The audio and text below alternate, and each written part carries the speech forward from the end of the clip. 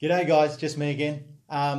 So I've been laying low for a little bit, for a little while now, just considering what the future of financial advice might look like going forward after this Royal Commission into the banking and financial services. So unfortunately, the actions of a few and the minority have impacted on a great range of practices and financial advisors, which is generally the case that the actions of a few impact on the majority.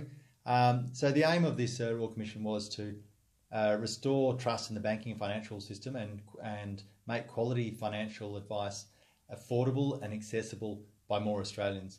And in that regard, I think the Royal Commission's failed dismally.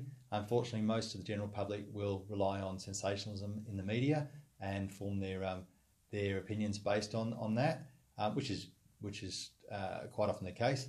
But what we'll see is mass exodus due to increased costs in the financial planning industry, and less people being able to afford financial advice, which will cause higher household debt and people not being properly prepared for retirement, and leading to a greater reliance on the government in later years.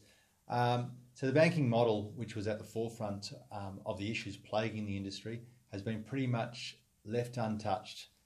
They've escaped largely unscathed, which is a real disappointment. So Commissioner Hayne basically, for those that don't know, touched on the 6 norms of conduct in his interim report, and seriously, these shouldn't even be things because they're just standard things that we should all do. Obey the law, do not mislead or deceive, act fairly, provide services that are fit for purpose, deliver services with reasonable care and skill, and when acting for another, act in their best interest. So seriously, as I said, these just are the norm, or should be the norm. But unfortunately, the actions of a few have affected a large amount of people, and I just want you to know there is a lot of good, honest, experienced, hard-working financial advisors that will be impacted severely by the Royal Commission.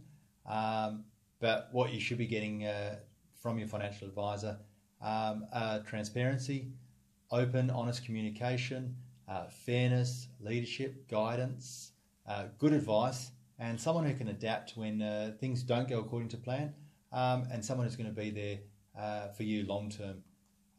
So I just want you to know that I'm still here despite everything that's going on, and there's lots of challenges that we're faced with, but we'll adapt.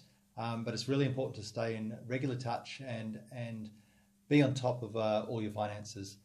So watch this space, guys. I'm working on a few projects that will provide you with information and resources that'll help you moving forward, and I'm committed to keeping financial advice accessible and affordable for all of our clients and making a positive impact in people's lives. So anyway, that's it from me for now, guys. Take care.